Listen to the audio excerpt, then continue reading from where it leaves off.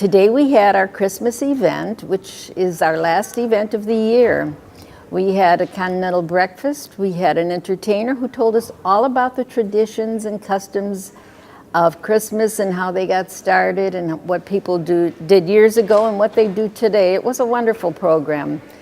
You see, the very beginning of this country, on these shores, Christmas disallowed, illegal, quite illegal. The Puritans wanted it stricken from the Christian calendar and removed from the hearts of men. No. Yes, it's quite true, my dear. She said no. Yes. You see, the secular celebrations had a rather pagan ring to them. The ancient Romans would decorate their homes with evergreens. They would have great feasting and great drinking, and the Puritans wanted nothing to do with that kind of debauchery, and so they made it illegal. Here actually is a notice. The observation of Christmas has been deemed a sacrilege. The exchange of gifts and greetings, dressing in fine clothes, feasting, and similar satanical practices are hereby forbidden. Oh, thank you. With the offender liable to a fine of 5 shillings, 5 pence, for saying Merry Christmas to someone. Can you imagine? So we must begin by going back, far, far back, Constantine, coming into power in 306, celebrating the very first Christmas, December 5th, 336. But why December 25th? Nowhere has it the nativity date given in the Bible. It is because the Roman Pope Julius agreed that it's so near the midwinter festival where the Romans were celebrating their gods, it would be easier to convert people if the Christmas celebrations was so near. And so it was. By the end of the 9th century, Christmas celebrated all over Europe. But a very different celebration than you celebrate today. Christmas went from 4 days to 12. Absolute debauchery for the entire time. People went mad. They would don costumes and masks. They would go into church and gamble. Gambling was rampant. People would throw dice against the altar. Go ahead, it's still Christmas time, they would say. Throw the dice. Quite a lot of debauchery. You can see why the Puritans wanted nothing to do with this kind of celebration. King and court had a grand time trying to outdo one another. King Henry III had 600 oxen killed for a feast. Charles II had a feast for 10,000. But by 1680, Christmas legal again.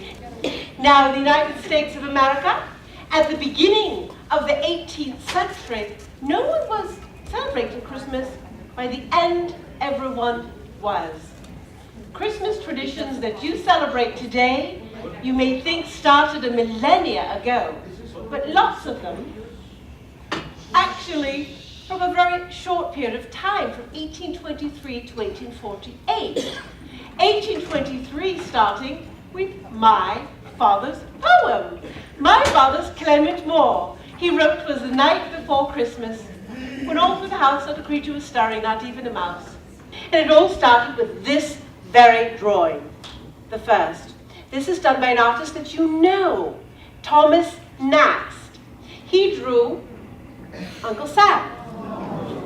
He designed the Democratic donkey and the Republican elephant. Here it is uncolorized. You see, he took Father's poem and he drew what was described in Father's poem. He has a pipe and it encircled his head like a wreath, and he has merry eyes and a belly that shakes like a bowl full of jelly. Then Thomas Nast took that and drew. Now all of this was in the heart and mind of a man named Hayden Sunbloom when he was tasked the 1931 Coca-Cola campaign. And now we know that Santa Claus will refresh himself with a Coca-Cola. That he will engage himself with children. Before this, the character could be old and tall and thin. He could be short and round and elf-like. He could be clad in a rainbow of colors. But now, thanks to Coca-Cola, we know the American Santa Claus, and we can recognize him wherever we are. Now we're playing bingo. First number, I-25. So the people are in there having a great time.